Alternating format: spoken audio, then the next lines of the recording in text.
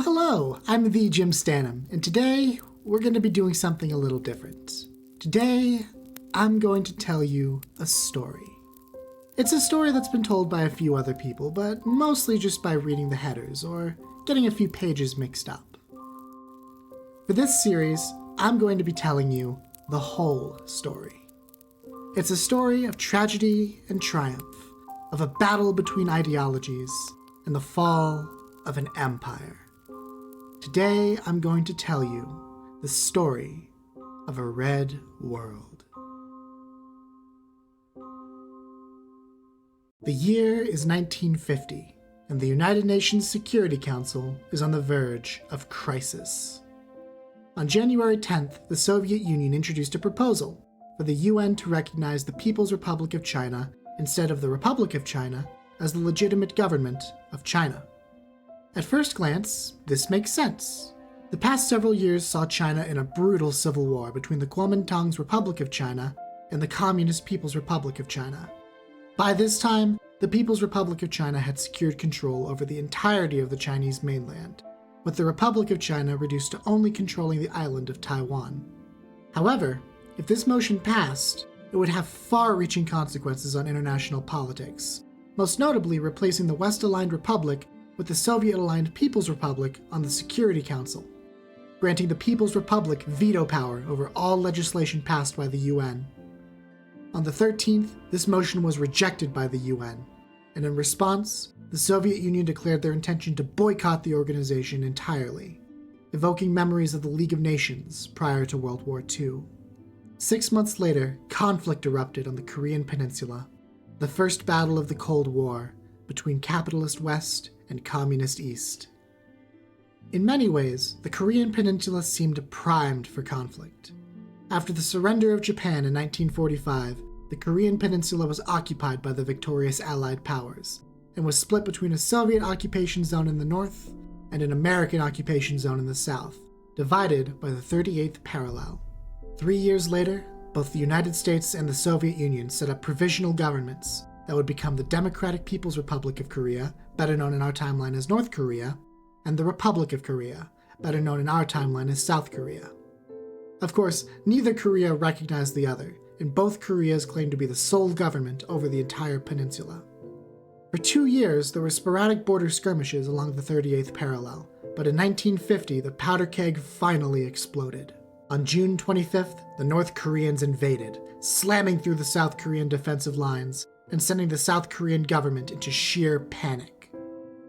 Such naked aggression against an ally of the United States simply could not stand, and US President Harry Truman had a plan to secure international support and force the communists into retreat.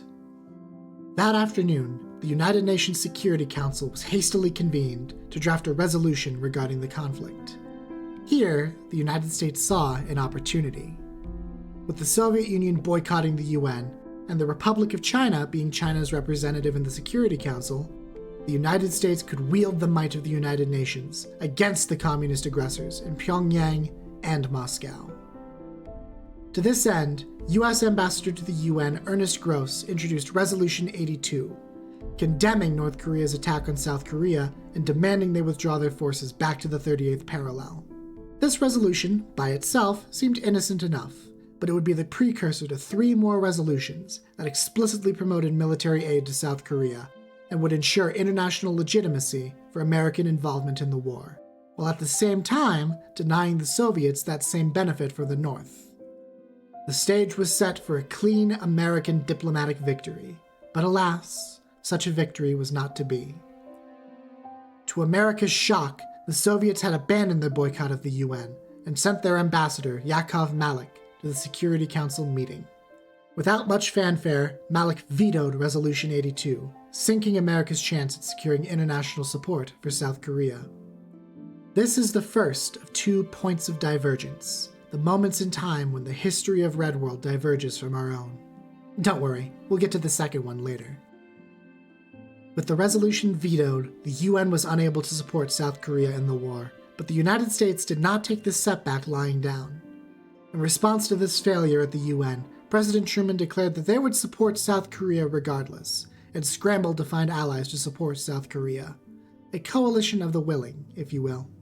Without international legitimacy, though, the United States themselves refused to fully commit to the war, only sending a relatively small intervention force to the embattled nation. Indeed, the situation looked dire for South Korea. Within 3 months, the South Koreans were surrounded in the Pusan perimeter. Still, American troops made their way to Pusan, but it seemed to be too little too late.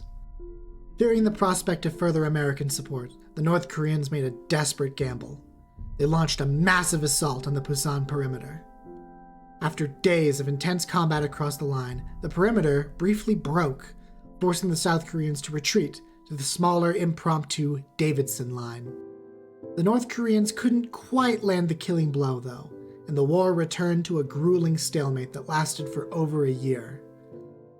Though American support was minimal for fear of international backlash, the Soviets had no such concerns, sending hordes of advisors to help North Korea rebuild their depleted forces. In May of 1952, bolstered by Soviet support, the North Koreans launched a renewed offensive, and this time, the line finally broke. North Koreans swarmed the perimeter, and soon Pusan itself was placed under siege. Judging the situation to be hopeless, American forces cut their losses and began to withdraw to the island of Koche. With American forces on the way out and morale dropping to an all-time low, South Korea finally surrendered on June 13, 1952. Korea was to be unified under Kim Il-sung's Democratic People's Republic. But even with Il-sung's total victory, America's part in this war was not quite done. After South Korea's surrender, the American forces were left stranded. Though most of them had managed to withdraw to Koche, many were still stranded in Pusan when the Korean army entered the city. Though the United States maintained air and naval superiority, there was simply no time left to evacuate the remaining troops before the Korean army overwhelmed them. Faced with the reality that no help was coming, the remaining troops in Pusan surrendered to Korean forces, beginning a month-long string of humiliations for the American military. General Mark W. Clark, the commander of the American forces in Korea, was trapped on Koche along with the remaining American troops. For the next 3 weeks, General Clark was working furiously with high command, desperately trying to evacuate his remaining troops to the safety of Japan. However, this desperation left him completely unprepared to defend the island from a surprise naval invasion. On July 1st, just before dawn, the Koreans launched a surprise attack on the island, using small junks to cross the Pusan harbor while avoiding the US Navy entirely. Catching the Americans completely off guard, the Koreans were able to establish a beachhead, beginning the last battle of the Korean War. The encircled American forces fought on for 4 long days, but by this point there was no hope of escape. On the 4th of July, 1952, General Clark, exhausted and broken, surrendered to the encircling Korean forces. What was once supposed to be America's triumph in the diplomatic and military spheres had spiraled into disaster, with images of shattered US soldiers being spread across the world. For the first time in history, America had lost. The humiliation of the Korean War had immediate and catastrophic effects on American politics. President Truman's approval ratings plummeted, and though he was eligible for re-election, he was forced to withdraw from the 1952 presidential race, eventually rallying behind the moderate Adlai Stevenson for the Democratic nomination. The Republican primary, on the other hand, was hotly contested between the staunchly conservative governor of Ohio, Robert A. Taft, and General Dwight D. Eisenhower, famed for his leadership in World War II. After a close primary battle, Eisenhower won the nomination, and November saw a Republican landslide, with Eisenhower winning 55% of the popular vote, carrying every state outside the South, and even winning several southern states that had almost always voted for Democrats since the end of Reconstruction. This landslide was felt down ballot, too, with Republicans winning control of both houses of Congress.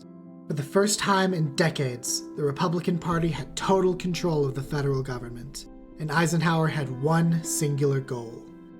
After such humiliation in Korea, he would not let another domino fall to communism. Eisenhower's first term saw a significant strengthening of the American intelligence network. The Central Intelligence Agency was practically given carte blanche to influence the governments of the world, all in order to prevent more dominoes from falling. In 1953, the Eisenhower administration claimed its first victim, the Imperial State of Iran.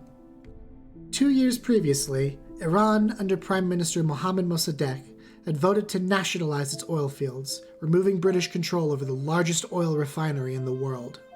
The British Prime Minister at the time, Clement Attlee, was furious and instituted a full boycott of Iranian oil. But when Winston Churchill won the election of 1951, he took an even more hardline stance. Churchill approached then-President Truman with a plan. They would use the CIA to overthrow the Iranian government and allow the Shah, Mohammad Reza Pahlavi, to rule as absolute monarch. However, Truman refused, fearing the precedent that CIA involvement would set. Eisenhower, on the other hand, had no such qualms. The CIA got to work, bribing and blackmailing government and military officials into doing their bidding, including retired general and former Minister of the Interior, Fazlullah Zahedi. On August 19, 1953, the coup was set in motion. Under Zahedi's command, the soldiers of Iran left their barracks and descended upon the capital. Before the day was over, the country was under the army's control. Mossadegh was arrested, and the Shah had appointed Zahedi to the office of Prime Minister, though with both men understanding who was really in charge. The democratic government of Iran had fallen, with a West-aligned absolute monarch taking the reins. The precedent for CIA involvement in foreign affairs had been set, and there was no going back. The CIA's intervention in Iran was a success, so Eisenhower immediately drafted plans to use the CIA to enforce American hegemony across the world, starting with Latin America. A coup d'etat just like Iran's was executed in Guatemala in 1954, replacing a left-leaning democracy with a military dictatorship under the rule of strongman Carlos Castillo Armas. Unlike with Iran, though, this coup was blatantly backed by the American government, without any layer of plausible deniability to cover them, with fears that the United States government would directly invade to place their puppet president in charge. For this, Eisenhower received significant criticism from the international community, contributing to the long-lasting anti-US sentiment in Latin America. For America, though, this coup was an unmitigated success, and Eisenhower's faith in the CIA and appetite for intervention grew even more. In November of 1954, Cuba, led by West-aligned dictator Fulgencio Batista, held a presidential election.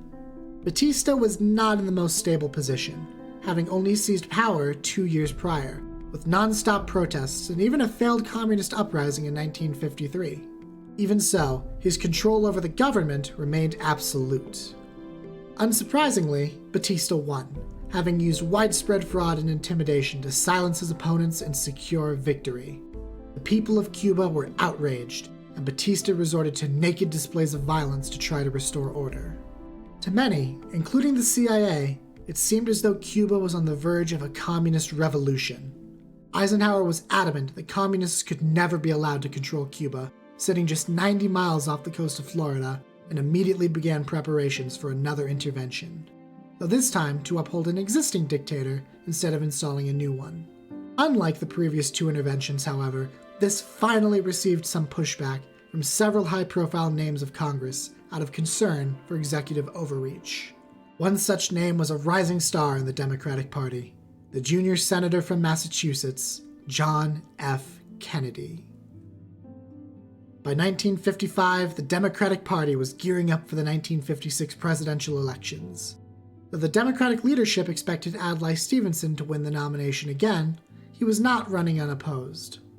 Several people were vying for the nomination, but Adlai's biggest primary challenger appeared to be the governor of New York, William Averell Harriman. In the smoke-filled rooms of the Democratic elite, Harriman was mustering support from wherever he could, including the young and charismatic Senator Kennedy. Many Democratic activists were waiting with bated breath to see who Kennedy would endorse in the primary, and most were hoping that he himself would run for president in 1960 or 64. Indeed, there were rumors that Kennedy could be offered a cabinet position in the Harriman administration, but before a deal could be brokered between the two, tragedy struck the nation. On March 16, 1955, Senator Kennedy was walking out of the New York State Capitol building in Albany when he was shot by a lone gunman named David Ferry. Though he was swiftly brought to Albany Medical Center, he was pronounced dead 25 minutes after the shooting. Though conspiracies circulated for decades after the fact, the general consensus is that Ferry was outraged by Kennedy's soft stance on Cuba, offending Ferry's anti-communist sentiments.